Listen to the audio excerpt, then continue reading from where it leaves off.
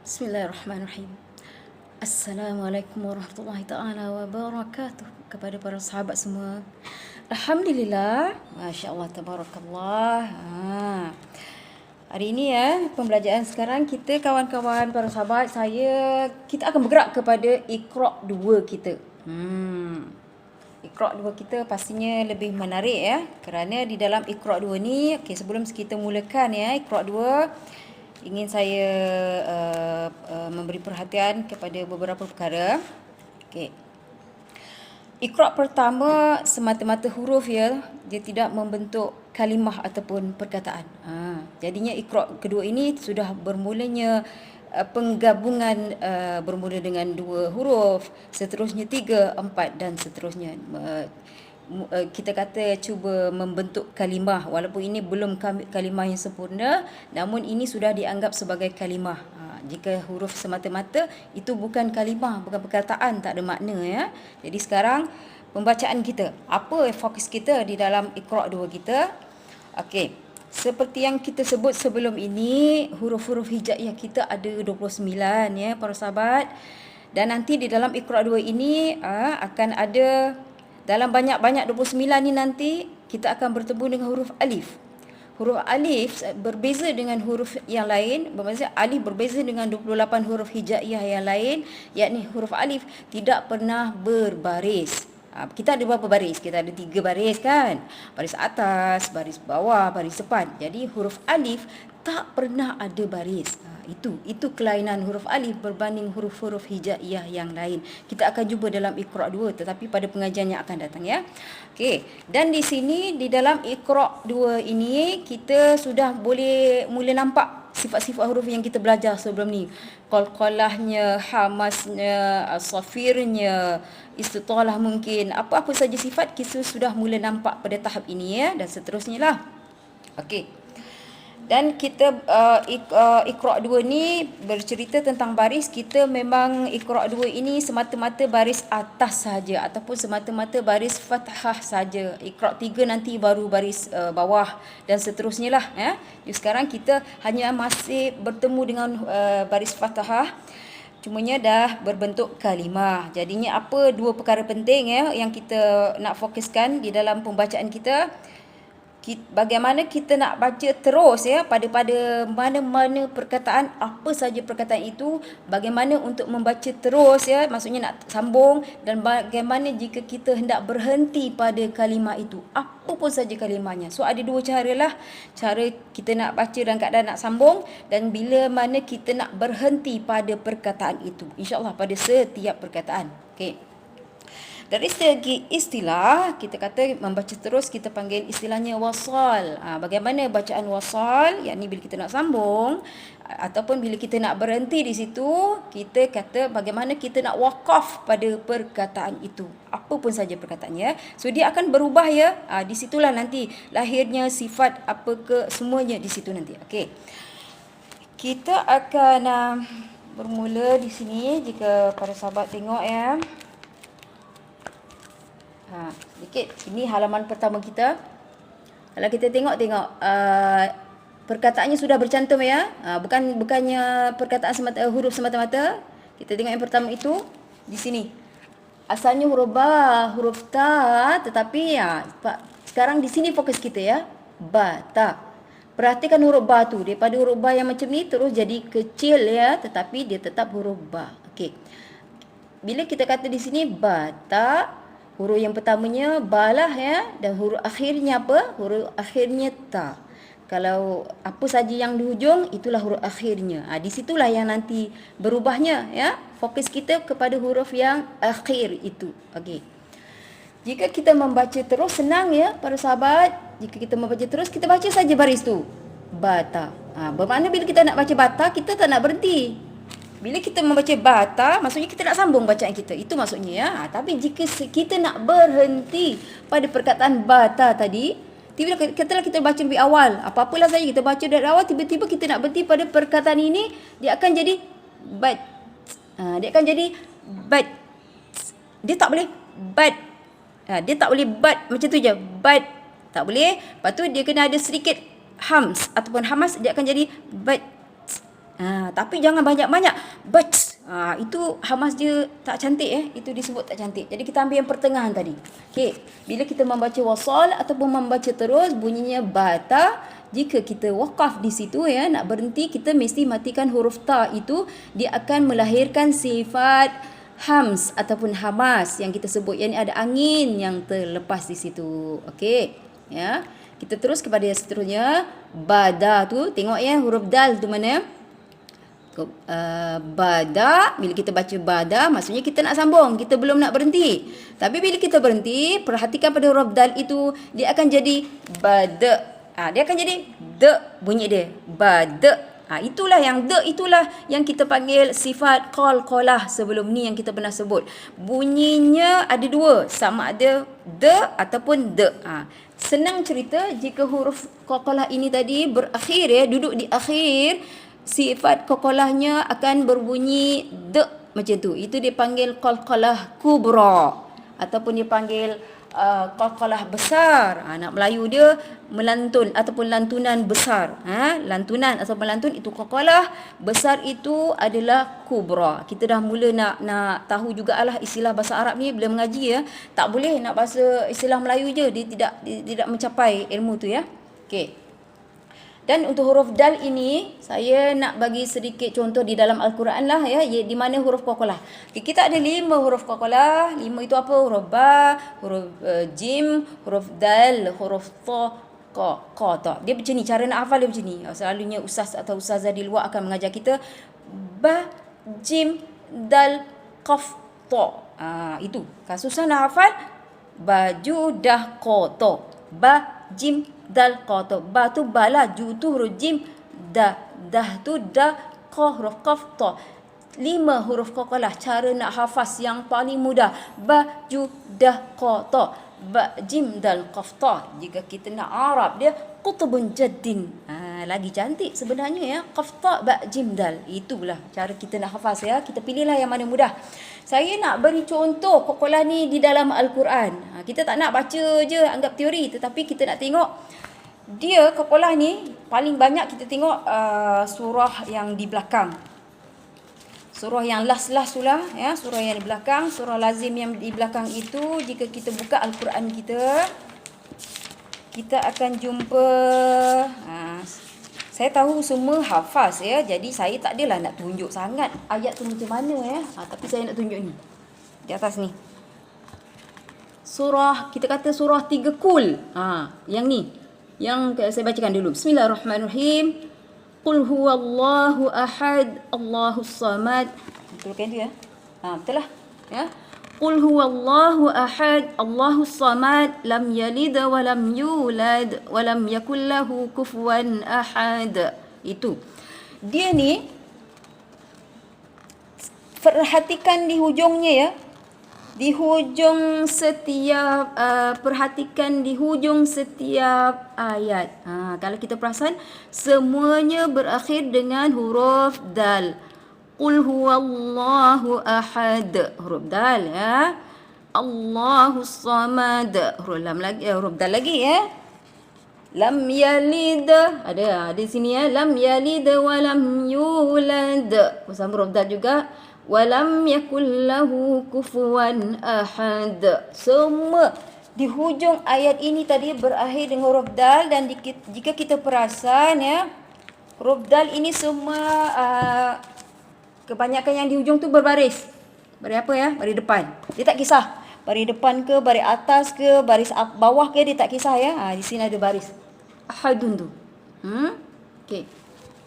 Itu cara baca. Cara pertama cara baca tadi, kita kata huruf dal tadi ba, jim, dal, qaf, ta, dia mesti ada sifat dia bila kita nak berhenti pada huruf tu. Contohnya tadi saya baca lagi sekali. Bismillahirrahmanirrahim. Qul huwallahu ahad. Pak bunyi de.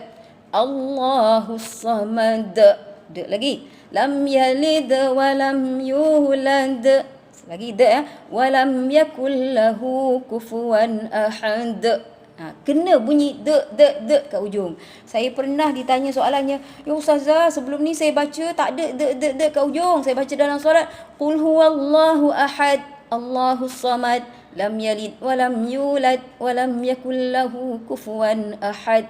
Dah ada yang bertanya kepada saya. Jawapan saya ialah dah tidak membaca dengan tajwid. Bila kita tidak membaca dengan tajwid, tidak ada ilmu tajwid, memang begitulah bunyinya, tapi tidaklah mencapai kesempurnaan di dalam ilmu tajwid kita. So hari ni ya para sahabat, untuk surah lazim ya, surah-surah pendek belakang-belakang ni yang dalam juzuk 30 ni dipanggil surah-surah lazim ya. Kerana lazim tu maksudnya biasa, yang biasa kita baca. So nanti bila kita baca dalam solat nanti, hujungnya tu ya, kita qalqalahkan dia. Saya baca lagi sekali ya. Bismillahirrahmanirrahim. Qul huwallahu ahad. Allahus samad. Lam yalid wa lam yulad wa lam yakul lahu kufuwan ahad. Nampak bunyi dia? De. Huruf apa tu? Huruf dal. Itulah dia punya sifat qalqalah, nampak nyata ya bila di dalam Iqra 2. Okey, kita pergi kepada seterusnya, kita nak baca ya. Kita tak adalah nak apa ini buku 2 ni lebih penting sebab dia dah membentuk kalimah, kita kata ya, kalimah bahasa Arab. Kalau Melayunya perkataan dah. Jadi kita nak tahu bagaimana kita nak berhenti pada setiap akhir ya, perkataan tu ya. Okey. Di sini kita baca tara ya, tara.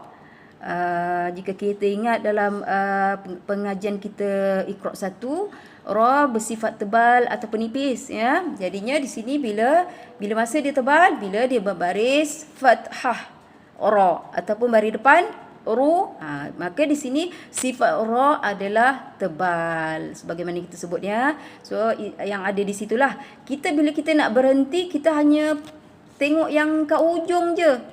Kat ujung ni je, yang sebelum hujung semua tak payah. Macam ni tadi kita fokus kat ujung, huruf ta ada hams ataupun hamas, pada huruf dal ada qalqalah. Qalqalah apa ya? Bila dia berbaris ya, ada baris qalqalah kubra, besar ya. Dan ra ya, kita tak pedulikan ta ni tadi. Jika kita nak berhenti ya, kita ra itu kita kena tengok tebal atau nipisnya. Ini ilmu tajwid ya. So bila kita baca tara, kita nak sambung tara, contohnya tara tawa, contohnya lah. Jadi kita baca, tapi bila kita nak berhenti di sini taru.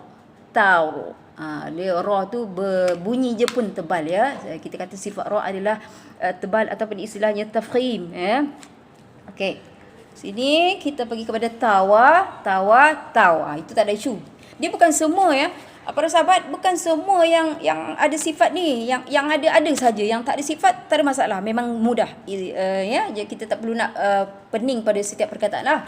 Okey, kita pergi kepada tata. Jadi bila kita nak sambung baca biasa tata, jika kita nak berhenti padanya tat. Nampak ada hamas ya. Tat. Dia ada hamas di situ. Okey. Lagi tada macam tadilah, macam di sini ya, bada ya, bada sini tada. Bila kita nak berhenti, nak waqaf di sini, dia akan jadi tada. Da itu adalah qalqalah kubra ataupun lantunan besar ya. Okey. Bara, bila nak berhenti matikan ra, baur. Sifat ra tebal, senang je dia. Kalau di baris atas ataupun baris depan ra tu, maka teballah ra, sifat ra tu ya. Baur. Di sini bawa bau. Wow, tak ada masalah ya, tak ada apa langsung ya. Sini baba dijadi baba. Qalqalah kubra. Ini apa? Badha, bad. Dia tidak mempunyai sifat, tapi bad. Dia kena macam tu ya, seolah-olah kita sentilkan sedikit lidah kita ya. Okey, di sini thatha ya, zatha macam susah sedikit. Ini di sini hams ataupun hamas, di sini juga sama, hams ataupun hamas ya. Okey, ini ba'a. Tengok huruf hamzah, kita dah sebut dah. Dia bertinggi di atas alif, tapi jangan pedulikan alif tu ya. Dia tetap huruf hamzah. Bacakan barisnya ba'a, tapi bila kita nak berhenti di situ, matikan hamzah, dia akan jadi bunyinya ba. Nampak? Hamzah tu dia jadi macam tu ya. Ba. So, ba ni memanglah ba dah, ba, tapi hamzah tu seolah-olah jadi huruf k ya. Ba. Dia jadi macam tu ya. Okey. Di sini dah masuk 3 huruf dah. Ba'ata. Ada hamzah di tengah-tengahnya. Ya, ba'ata. Matikan, bila nak berhenti matikan huruf ta, ba'at. Ada hams ya di sini. Ta'ata. ta'at. Okey. Batha, taba. Taba, matikan huruf ba. Taba. Thara, thar.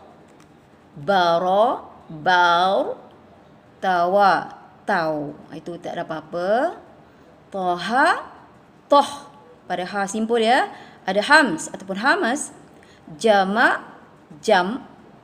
Kana, jadi kan. Mati ke huruf akhir. Kan. Sa'a. Okey, ain. Saya nak fokuskan pada ain ni. Sa'a dengan sa'a. Kita ambil yang kedua. Yang tekan sikit ain tu ya. Sa'a. Matikan ain itu. Sa. Itulah bunyi ain. Dia kalau sa tak berapa menjadi sa.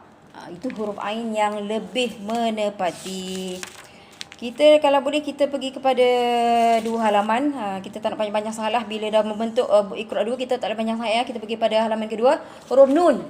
Perhatikan huruf nun. Kalau dia sorang-sorang macam ni, tapi bila nak sambung dah jadi kecil dah, tengok. Dah jadi kecil huruf nun dia. Tetap huruf nun juga. Okey. Di sini apa? Naba, matikan ba, naba, qalqalah kubra. Ya, ni apa ni? Na. Matikan dia, nanan. Natana, matikan nun, natan. Ni apa ni? Nababa, nababe. Senang je, matikan yang ujung saja.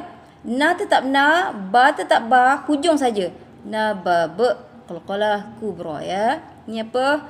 Banana, matikan nun, banan. Kat mana kita nak berhenti, kat hujung tu lah yang kita matikan. Maksudnya itu istilahnya kita nak waqaf ya.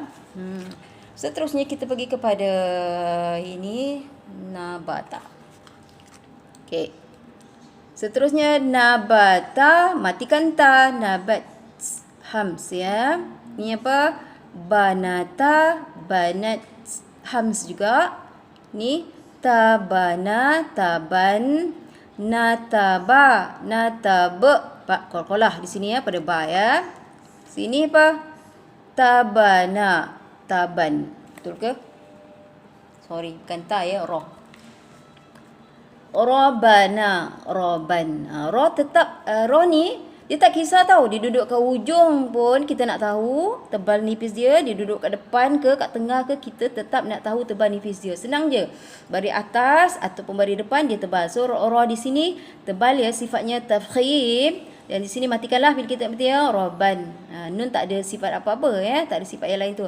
Ni banara, banaur, ra tafkhim ya. Ni apa? Badana, badan. Ni apa? Di belakang susah nak nampak ya. Nabadha. Nabadha, nabad. Nabad. Macam tu ya. Badara, badaur, badaur. Macam tu. Jangan baca badar. Badar. Itu tak menepati ra tu ya. Baca badar. Macam yang lain pun samalah. Yang mana ada huruf je. Tadi. Nabar. Tak jadilah. Kalau nabar. Dia nak nabaur. Barulah bunyi dia tebal ya. Mana kita tadi? Badaur. Nazara, nazar. Ini apa pula? Zahaba, zahaba, zahaba. Qalqalah kubra. Ini apa? Wanadha, wanad. Tak ada sifat lah. Zaraha, zarah. Bunyi betul. Rah, hams ataupun hamas ya, pada hak pedas ya. Ini nara. Nampak ain saya macam mana? Matikan dia. Nara. Dia ada sikit ya. Nara. Dia kalau buat nara, kurang menjadi ya. Nara. Ada ain macam tu ya. Ni naba'a. Matikan hamzah. Naba'. Okey. Ini pula sama je. Dia nak tunjuk ni ya. Ni naba'a ni satu-satu putus. Ini disambungkan. Sama ni sebenarnya. Nun jadi macam ni, ba jadi macam ni, terus sambung kepada hamzah. So itu alif tu jangan sebut alif lah ya. So ini sama je. Naba'a, naba'a. Matikan ini naba', naba'. Sama sahaja. Okey. Dan di sini sabata. Agak sukar ya. Bila dah buku 2 ni agak sukar begini ya. Sabata, sabat. Tabata, tabat. Ni apa ni? Wana'a, wana. Wana. Dia hamzah tak beri wana. Itu ain. Ini kalau hamzah wana. Itu hamzah. Kalau ain wana. Beza wana. Itu ain. Kalau hamzah tadi wana ya. Okey. Nawafa nawaf. Ada hams. Mudah saja ya. Okey, last sekali kita akan berhenti pada halaman 2 ya. Badana, badan. Ini danata, danat. Wanana, wanan. Dan akhir sekali nawana, nawan. Alhamdulillah. Kita ambil 2 halaman cukup untuk Iqra' 2 ya. So ingat ya, Iqra' 2 sebelum kita berhenti, fokus kita bagaimana nak berhenti pada setiap perkataan. Bila kita nak berhenti, apapun perkataannya, huruf akhir itu kita mesti matikan dia ataupun istilah dia sukunkan dia. Maksudnya kita nak waqaf lah tu, nak berhenti di situ. Dan ketika itu jika huruf itu ada sifat, maka lahirlah sifat huruf. Apa-apa sajalah terpulang kepada huruf dan tidaklah semua huruf itu mempunyai sifat. Yang tak adalah. Kita berdiri sini insya-Allah ya. Kita berdiri sini. Aqulu qawli hadha wa astaghfirullahal azim li wa lakum wa sallallahu ala sayyidina Muhammad wa ala ali sayyidina Muhammad wa salamun ala al-mursalin walhamdulillahi rabbil alamin. Assalamualaikum warahmatullahi taala wabarakatuh. Ila liqa' ma'as salamah. Insyaallah jumpa lagi.